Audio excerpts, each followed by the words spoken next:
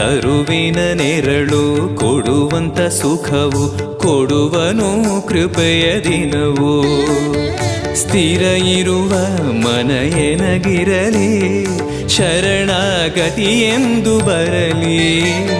ಭಗವಂತನ ಪ್ರಿಯ ಮಗನಿವನ ಸಾರಿ ಬದುಕು ಇರಲಿ.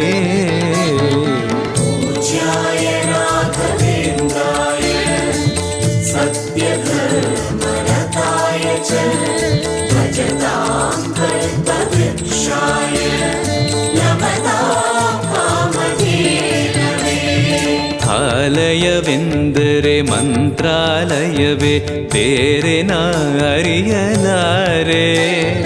ರಾಜನು ಎಂದರೆ ಶ್ರೀ ಗುರುರಾಜನೇ ಮತ್ತು ನಾ ತಿಳಿಯಲಾರೆ. ಆಲಯವೆಂದರೆ